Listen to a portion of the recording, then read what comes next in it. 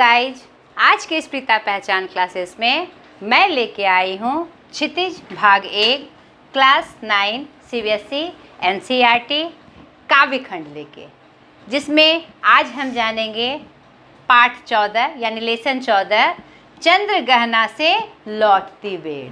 नहीं तो यह जो शीर्षक है थोड़ा सा हमारे अंदर उथल पुथल मचा रहा है कि यह किस संदर्भ में है। नहीं तो अभी यह क्लियर हो जाएगा आपके सामने। इसके कवि हैं केदारनाथ अग्रवाल जी। तो आज इस क्लास में हम जानेंगे कवि परिचय और उसके बाद कविता परिचय। ठीक है बेटा। तो अब मैं बात कर रही थी चंद्र गहना से लौटती बेर के बारे में। तो चंद्र गहना एक स्थान का नाम है। कवि उस स्थान पे गए थे और जब वहाँ से लौट रहे थे तो खेतों खलिहानों में जाने के क्रम में रास्ते में खेत खलिहान बाग पड़ रहे थे। तो उधर से गुजरने के क्रम में अचानक से उनका किसान और कवि मन उस प्रकृति सौंदर्य को देखकर उसी में घूमने लगा। और एक कवि जहाँ न जाए रवि वहाँ जाए कवि, तो उस सुंदरता में कविता की पंक्तियाँ अपने आप मुखरित हो उठी। ठीक है। तो इस कविता के माध्यम से कवि प्रकृति सौंदर्य और सांस्कृतिक एकता का सम्मिलन हमें दिखा रहे हैं। तो जब हम कविता की पंक्तियाँ देखेंगे तो यह और स्पष्ट हो जाएगा। तो चलिए पहले पाठ कवि परिचय के रूप में केदारनाथ अग्रवाल जी का। केदारनाथ अग्रवाल जी प्रगतिवादी धारा के प्रमुख कवि थे। यह आधुनिक काल की एक धारा है। आधुनिक काल जो 1857 ईस्वी में शुरू हुआ भारतेंदु हरिश्चंद्र के युग से, जिसे क्या कहा जाता है, जागरण काल। उसी क्रम में आगे बढ़ते बढ़ते जागरण काल, फिर नवजागरण सुधार काल जो द्विवेदी युग का काल था, फिर छायावाद काल। नहीं, उसके बाद हमारा क्या आता है, छायावादोत्तर काल के बाद हमारा क्या आता है, प्रयोगवाद, जिसमें हमने क्या जाना, क्या चेंजिंग आई, क्या परिवर्तन आया कि आज की जो हिंदी का रूप है और आज की जो रचनाएं हैं जो यथार्थ के संपर्क में। नहीं तो उसका प्रयोग हमने किया। पहले जो कल्पना के माध्यम से या छायावादी रूप में हम प्रयोग करके रचना लिखते थे, बाद में हमने जो हमारा प्रासंगिक यथार्थ रूप था, सही वास्तविक रूप था, उसको आधार बनाकर हमने रचनाएं शुरू की। तो ये उसी धारा के एक प्रमुख कवि थे।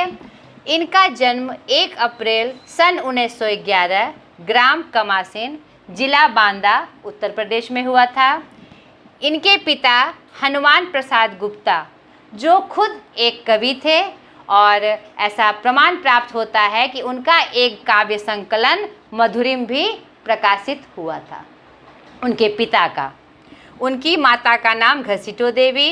इनकी जो शिक्षा हुई इलाहाबाद एवं आगरा विश्वविद्यालय में हुई। पेशे से ये वकील थे और कवि भी थे। ठीक है। इनका मुख्य पेशा उन्होंने पहले वकील के रूप में अपनाया, लेकिन बाद में उनका जो मन था, कवि मन, वह आतुर हो उठा और फिर उन्होंने कवि के रूप में भी अपना पेशा अपनाया। इनकी प्रमुख रचनाएं नींद के बादल, युग की गंगा, फूल नहीं रंग बोलते हैं जो कि बहुत प्रसिद्ध हुआ, पंख और पतवार, कहे केदार, खड़ी खड़ी आदि। इनकी रचना शैली एवं विषय क्या था, जन सामान्य का संघर्ष एवं प्रकृति सौंदर्य। यही मेन विषय रखकर इन्होंने रचनाएं की, चाहे वह गद्य की रचनाएं हो चाहे वह पद्य की रचनाएं हो। इनका मेन विषय वस्तु क्या था, जन सामान्य का संघर्ष उन्होंने अपनी रचनाओं में अच्छे से दिखाया है। इनको बहुत सारे पुरस्कार भी प्राप्त हुए, जिसमें प्रमुख रूप से सोवियत लैंड नेहरू पुरस्कार और साहित्य अकादमी पुरस्कार शामिल है। ठीक है। इनका निधन 22 जून 2000 ईस्वी को हो गया। यह हमारे कवि केदारनाथ अग्रवाल जी का एक साधारण परिचय था, जिसकी जानकारी हमने आपको दी। अब चले हम कविता परिचय की तरफ, जाने कि इस चंद्र गहना से लौटती बेर के बारे में कवि हमसे क्या कहना चाह रहे हैं। ठीक है बेटा,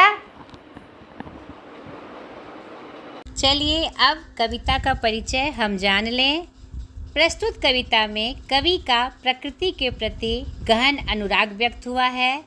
यह चंद्र गहना नामक स्थान से लौट रहे हैं और लौटते हुए इसके किसान मन को खेत खलिहान एवं उनका प्राकृतिक जो परिवेश है वह उन्हें आकर्षित कर लेता है और इस कविता में कवि का जो मन है एक लालायित हो जाता है उसको रचना के में ढालने के लिए, और यह कविता की पंक्तियाँ उनके अंदर से प्रस्फुटित होती है।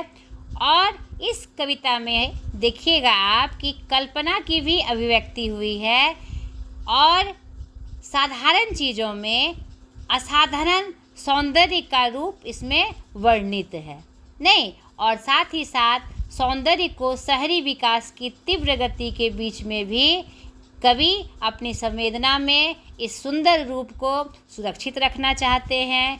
गांव की जो यह सुंदरता है, खेत खलिहान की यह जो सुंदरता है वह उन्हें मतलब कि उन्हें बहुत मनमोहक लग रही है, एकाएक उनको आकर्षित कर रही है। और इस कविता में प्रकृति सौंदर्य के साथ साथ इन्होंने संस्कृति की एकता का भी रूप प्रदर्शित किया है। तो चलिए कविता की पंक्ति के तरफ हम देखें क्या वर्णन प्रकृति सौंदर्य के रूप में ये कर रहे हैं, और हमारी जो संस्कृति है, भारत की जो संस्कृति है, एकता में अनेकता में एकता, उसका उन्होंने कैसे रूप दिखाया है। ठीक है, दोनों का सम्मिश्रण कैसे उनकी कविता में आया है। देख आया चंद्र गहना, देखता हूँ दृश्य अब मैं। चंद्र गहना किसी स्थान का नाम है, जैसा कि यहाँ पर दिख रहा है कि वह चंद्र गहना नामक स्थान से लौट रहे हैं और शायद वह शहर है कोई।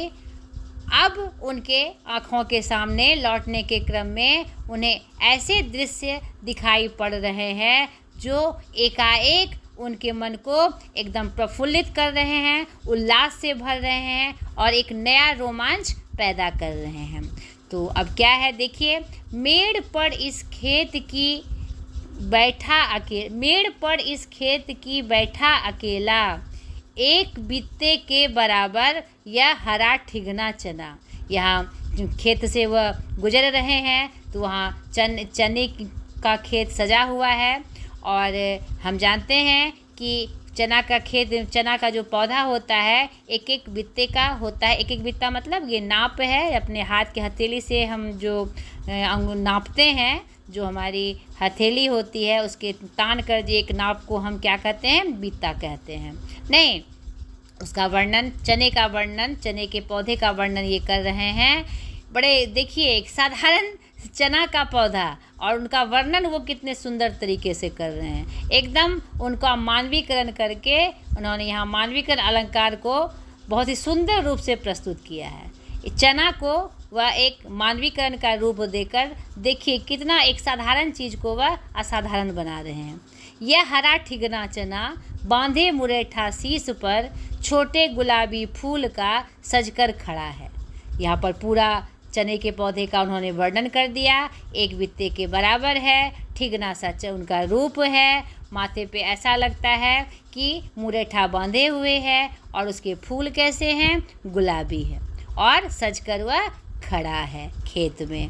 पास ही मिलकर उगी है, बीच में अलसी हठीली। और चने के खेत में ही और कौन से पौधे उगाए हैं, अलसी के पौधे। अलसी और चना एक साथ होता है। अलसी चिकना को कहा जाता है, यह एक तिलहन की फसल होती है। हठीली रूप में यानी सीधी सीधी होती है वो, तो हठीली रूप में उनका वह रूप वर्णन कर रहे हैं। देह की पतली, कमर की है लचीली।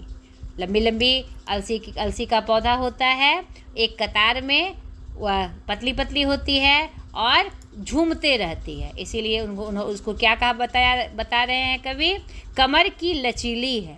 नीले फूले फूल को सिर पर चढ़ाकर। और ऊपर में तीसी के फूल, अलसी के फूल कैसे खिले हुए हैं? नीले फूल खिले हुए हैं। उसके फूल का रंग कैसा होता है? नीला होता है। कह रही है जो छुए यह दो हृदय का दान उसको, यानी कि उसको जो सहलाए, इस वो जो क्या कहते हैं सुंदरतम रूप में खड़ी है, वह अगर उसको कोई छुए तो वह हृदय का दान उसको दे। नहीं, और आगे देखिए पंक्ति के में वह कवि क्या कहते हुए नजर आ रहे हैं? और सरसों की ना पूछो, हो गई सबसे सयानी, हाथ पीले कर लिए हैं ब्याह मंडप में पधारी, फाग गाता मास फागुन आ गया है आज जैसे। यहाँ पर आगे की पंक्तियों में वह सरसों के पौधे की सुंदरता का वर्णन कर रहे हैं। तो शुरू से देखिए एक साधारण चीज़ जो हमारे नज़र में नहीं आती है, लेकिन केदारनाथ जी अग्रवाल जी उन चीज़ों को भी देखकर उनका सुंदर रूप का वर्णन अपनी कविता में पिरो दिए हैं।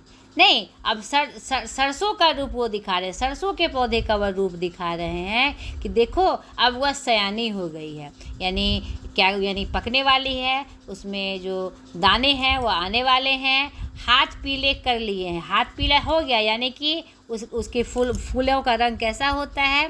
पीला पीला होता है। तो हाथ अब पीले हो गए हैं और वह ब्याह मंडप में पधार चुकी है, यानी अब सयानी हो गई है, यानी कि उसमें अब जो अन्न के दाने हैं वह आ गए हैं। ऐसा प्रतीत हो रहा है कि फाग गाता मास फागुन आ गया है आज जैसे। उसके रूप को देखकर लगता है कि होली में जो गीत गाए जाते हैं जिसको फगुआ कहा जाता है, कि फागुन महीना में फगुआ गीत गाया जा रहा है। आज लगता है फागुन का महीना है और चारों तरफ क्या बज रहा है, क्या गान हो रहा है? फगुआ गान हो रहा है, होली का फगुआ गान हो रहा है।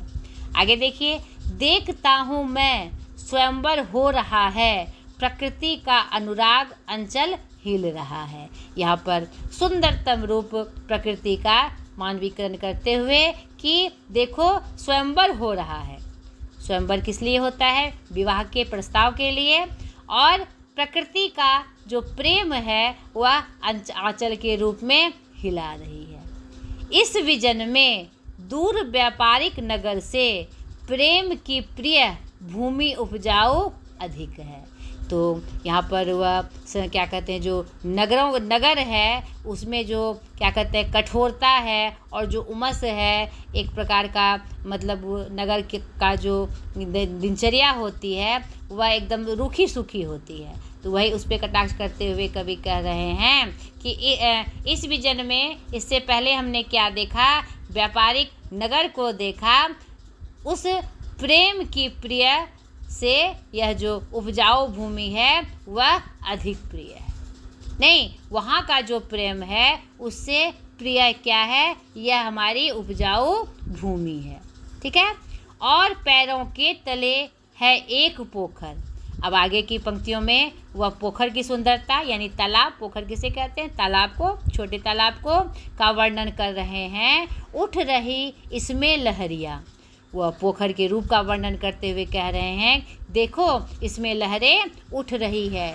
नील तल में जो उगी है घास भूरी, और नीले आकाश के नीचे देखो इस तालाब के पास क्या उगाई है? भूरी भूरी घास उगाई है। ले रही है यह भी लहरियाँ, तालाब के पानी के लहर के साथ यह भी क्या कर रही है? किनारे किनारे में उसका रंग भूरा हो गया है, वह भी क्या कर रही है? लहरियाँ मार रही है। एक चांदी का बड़ा सा गोल खंबा आँख को है चमकाता। यहाँ पर पत्थर का वर्णन किया जा रहा है। गोल खंबे के रूप में वह खड़ा है कई पत्थर किनारे। गोल खंबा यानी बड़ा सा पत्थर है जो कि आँख को चमका रहा है उस पोखर के बीच में। और भी कई पत्थर किनारे में लगे हुए हैं, पी रहे हैं चुपचाप पानी। वह क्या कर रहे हैं? उस तालाब का पानी चुपचाप पी रहे हैं, यानी पानी उस पर आ जा रहा है। ऐसा प्रतीत हो रहा है कि वह चुपचाप उसका पानी पी रहे हैं। प्यास जाने कब बुझेगी, नहीं, प्यास जाने कब बुझेगी। तो बड़ा ही सुंदर रूप। चुप खड़ा बगुला डुबाए टांग जल में, देखते ही मीन चंचल ध्यान निद्रा त्यागता है। और उसी तालाब में एक बगुला चुपचाप जल में एक टांग दबाकर क्या पकड़ने का कोशिश कर रहा है, मछली पकड़ने का कोशिश कर रहा है। और जैसे ही वह मछली को देखता है तो वह चंचल हो उठता है और क्या कहते हैं, निद्रा उसकी टूट जाती है और ध्यान उस मछली पर केंद्रित हो जाता है। चट दबाकर चोंच में नीचे गले के डालता, यानी एकदम ध्यान से वह मछली को पकड़ता है और चट से चोंच में डालकर वह उसे क्या करता है, गले में डाल लेता है। एक काले माथ वाली चतुर चिड़िया श्वेत पंखों के झपाटे मार फौरन। उसी बीच क्या होता है, एक काले माथे की चिड़िया जो बहुत ही चतुर है, अपने पंखों से, उसके पंखों का रंग कैसा है, श्वेत है, वह झपट्टा मार के फौरन टूट पड़ती है भरे जल के हृदय पर। अचानक से उड़ती हुई आती है और जल के बीचों बीच वह टूट पड़ती है। एक उजली चटुल मछली चोंच पीली में दबाकर दूर उड़ाती है गगन में, यानी वह जल में क्यों टूट पड़ती है, क्योंकि एक उजली छोटी सी मछली को वह पकड़ती है और उसको भोजन के रूप में उसे पकड़ती है और उसे पकड़कर तुरंत ही वह क्या करती है, वह चतुर चिड़िया उसे लेकर आकाश में उड़ जाती है। और यहीं से भूमि ऊंची है जहाँ से रेल की पटरी गई है।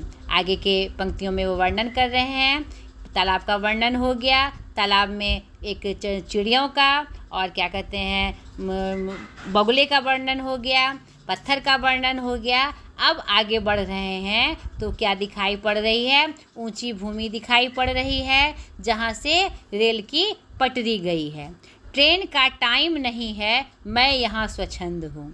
अभी ट्रेन का कोई समय नहीं है, इसीलिए वह स्वच्छंद रूप से एकदम घूम रहे हैं। उस वातावरण को, उस प्राकृतिक के मनोहर रूप को वह देखने के लिए एकदम स्वच्छंद रूप से बिना किसी रोक टोक के घूम रहे हैं। जाना नहीं है चित्रकूट की अनगर चौड़ी, कम ऊंची ऊंची पहाड़ियाँ दूर दिशाओं तक फैली है बांझ भूमि पर।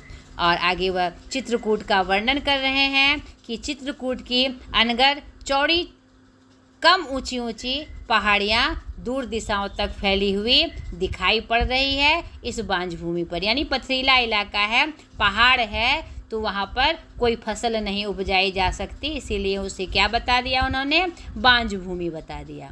ठीक है। इधर उधर रीवा के पेड़ कांटेदार कुरूप खड़े हैं। रीवा एक कांटेदार पौधा होता है और आगे के वर्णन में वह कह रहे हैं, देखो वहीं पर उस पहाड़ियों के इधर उधर रीवा के पेड़ कांटेदार जो होते हैं कुरूप रूप में खड़े हैं, तितर बितर रूप में खड़े हैं। सुन पड़ता मीठा मीठा रस टपकाता सुग्गे का स्वर। लेकिन इस रूप में भी, ऐसे कठोर रूप में भी वहाँ का जो वातावरण है, एक तोते ने क्या कर दिया है, रसमय बना दिया है, क्योंकि तोते की आवाज़ बहुत सुंदर होती है। तो ऐसे माहौल में भी वह अपनी आवाज़ करके क्या करता है, रस टपका रहा है, यानी कानों में सुर घोल रहा है, अच्छा माहौल दे रहा है। ठीक है। टेंटे सुन पड़ता वन स्थली का हृदय चीरता, यानी वह जो वन है पहाड़ियों का, जहाँ पर दूर दूर तक पहाड़ियाँ फैली है, चौड़ी, कम ऊंची ऊंची, जहाँ रीवा के पेड़ कुरूप रूप से खड़े हैं, लेकिन वहाँ पर यह तोता एकदम सुंदर रस टपकाता हुआ वनस्थली को कैसा प्रतीत जान पड़ रहा है, जैसे उसके हृदय को चीर रहा हो। आगे की पंक्तियाँ, उठता गिरता सारस का स्वर। वहीं पर सारस का भी स्वर सुनाई पड़ रहा है, कभी उठता गिरता मतलब कभी बोल रहा है, कभी चुप हो जाता है, कभी धीरे बोल रहा है, कभी जोर से बोल रहा है।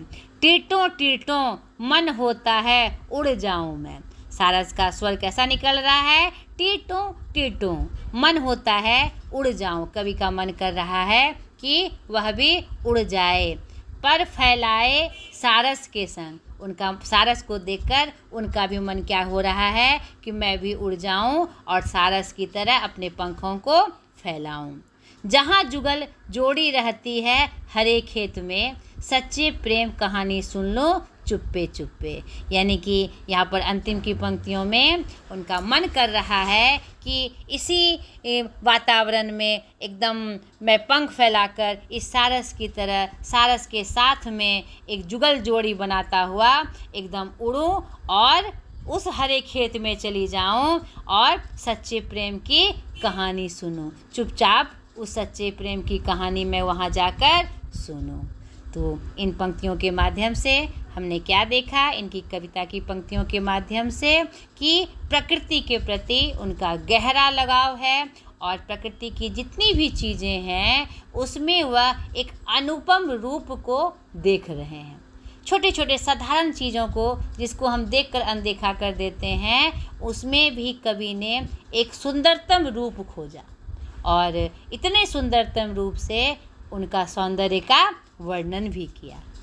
तो आशा करती हूँ कि ये कविता आपको अच्छी लगी होगी। आप फिर से अपने स्वर में गाकर इस कविता का गान करिएगा, आपको बहुत अच्छा महसूस होगा।